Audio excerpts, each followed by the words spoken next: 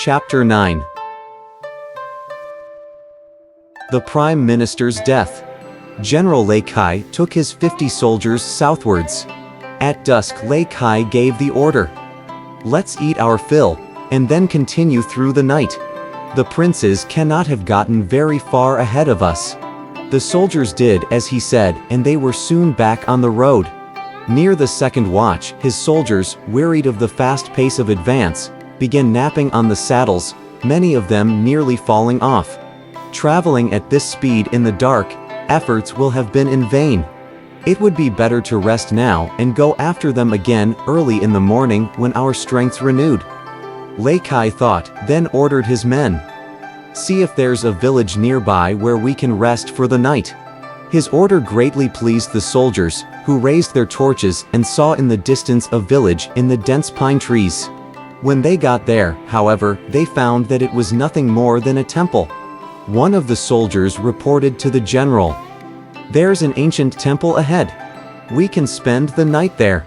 "That is an excellent idea," Lei Kai replied. When he arrived at the gate, Lei Kai learned from the horizontal board that it was the temple of Emperor Shongyun. He saw that there were no monks there to take care of it. When the soldiers pushed the door open and entered, their torchlight fell upon a youth sleeping soundly before the emperor's image. Looking closely, Lei Kai saw that it was Prince Yinghong. If we had continued further, we certainly would have missed him. Fate has delivered us here. Lei Kai sighed and cried to Yinghong, "Your Highness! Your Highness!" Yinghong woke up and was astonished to find so many people crowded into the temple. As soon as he caught sight of Lei Kai, he called out, "General Lei! Your Highness! By His Majesty's order, I've come here to ask you to return to the palace. Hundreds of officials have been speaking on your behalf, and you needn't worry. Say no more, General.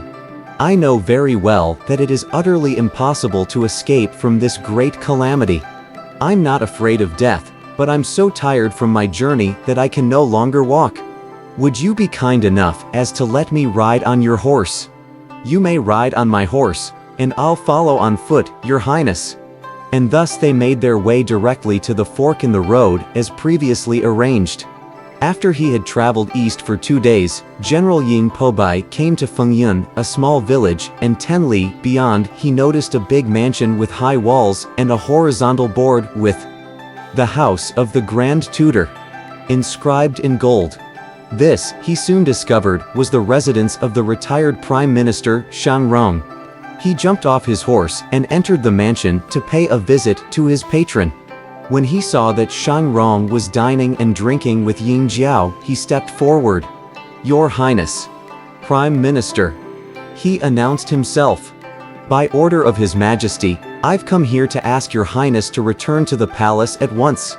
"Welcome, General Yin," Shang Rong replied.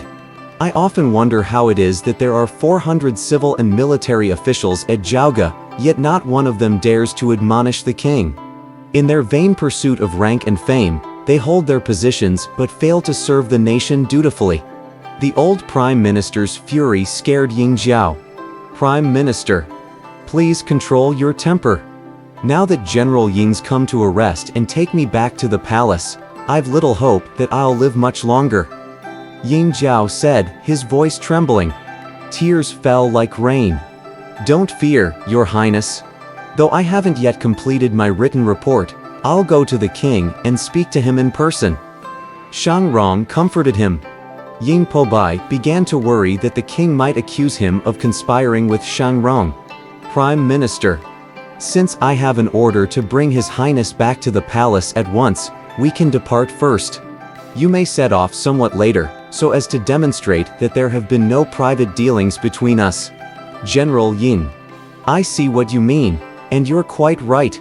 Prince, you may leave at once with General Yin, and I'll follow later," Shang Rong said with a smile. Before their departure, Shang Rong warned Ying Pobai, "Now that I've permitted the Crown Prince to go with you, just don't be too anxious about a promotion, nor should you disregard the relationship between yourself and the Crown Prince, lest you commit a serious error and risk capital punishment. Your disciple will certainly do as you've ordered." General Ying said, kneeling down and kowtowing. Though I'll meet my death, my younger brother will survive and take revenge for the injustice done to our beloved mother. Ying Jiao comforted himself. After a couple of days' journey, they came to the fork in the road. When Lei Kai saw the crown prince alongside Ying Po Bai, he said joyfully, "I should offer you my congratulations, Your Highness." When the two brothers met again as captives, they embraced and wept bitterly. What sins did we commit to heaven and earth in our past lives that we have to end up like this? It's unfair that we'll fail to avenge our poor mother's death. The heart-rending laments of the two doomed princes moved the 3,000 soldiers to tears, but the two fierce generals could do nothing but drive their men back to Jiaoge in all haste. When they arrived, Generals Yin and Lei were secretly delighted at their success. They encamped their 3,000 soldiers and escorted the two princes to the city to see King Zhou. Huang Feihu exploded in a rage when he learned that they had returned with the princes. "You damned wretches! You seek only to please that tyrant, but show no regard for the future of the Shang dynasty. I promise you that you'll taste my sword before you get any promotion. Blood will stain your garments before you obtain any honor." He swore and gave an urgent order to his generals Huang Ming, Zhou Ji, Long Huan, and Wu Yan. "Have all the ministers and all the princes assemble at the palace gate." He rode his rainbow ox to the palace gate, and soon began. Jizi, Wei Ziqi, Wei Ziyan, and the other ministers also arrived. "Your Highness ministers," Huang Feihu began, "the fate of the state rests in your hands. I'm merely a military officer and know little about such affairs. I hope that you'll all consider these matters carefully." They were discussing what to do when the two princes arrived at the palace gate under armed escort. They all moved forward to greet them.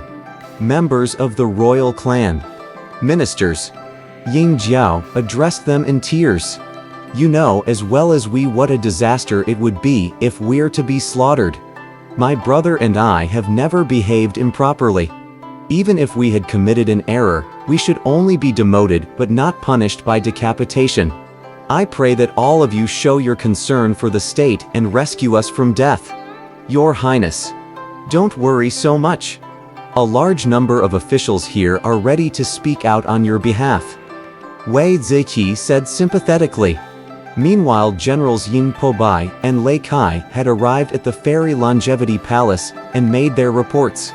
"Now that you've got them, there's no need for them to come and see me. Simply behead them at the palace gate, bury their corpses, and then come back to report to me," the king ordered. "How can we execute them without your written order?" Ying Po Bai asked. King Zhou wrote, "Supervise the execution," and gave the order to Ying Po Bai. The two generals came out only to run into the princes and ministers waiting at the gate. When he saw them, Huang Feihu felt a burning rage rising in his heart. He stepped in their way. "Ying Po Bai, Lei Kai, I congratulate you both on achieving this marvelous feat. I trust that you'll be given well-deserved promotions for cutting their heads off. I only want to warn you that high positions are fraught with danger." Before the two generals could say a word to Huang Feihu, Supreme Minister Zhao Qi came up, grabbed the king's order, and tore it to pieces. "The cursed king's committed every possible offense, and you stupid wretches have encouraged him in his wantonness. I dare you to slay the crown prince. I dare you to behead them with the king's sword. How can we ignore this violation of the ethical code?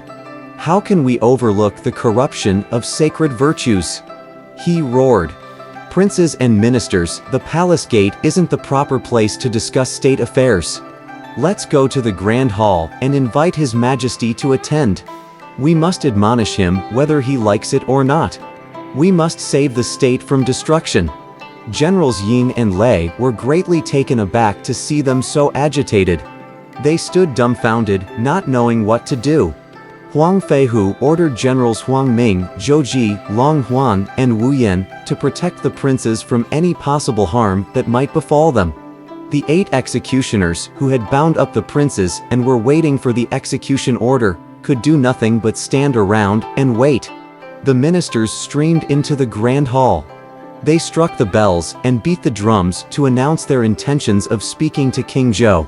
The king was with Daji in the fairy longevity palace. He heard the clanging and banging, and was about to send someone to see what was going on when a report was delivered by one of his attendants. "Your Majesty is requested to ascend the throne in the grand hall, and meet with your ministers." King Zhou turned to Daji. "It must be the ministers that attempt to plead on behalf of my two unfilial sons. What shall do? Issue an order that the princes must be executed today, and if there's anything to discuss, it can wait until tomorrow morning. You must urge Ying Pobai to carry out your order as soon as possible," she suggested. King Zhou agreed with her and wrote a decree to be read before the ministers. The king's order must be carried out at once. All royal death warrants are irrevocable. This has been the law since ancient times. No one may ignore it, not even the king himself. My unfilial son Ying Jiao and his accomplice Ying Hong have trespassed the boundaries of filial piety. After murdering Jiang Huan in an effort to eradicate all traces of their crimes, they pursued royal officers with swords drawn in an attempt to end their father's life.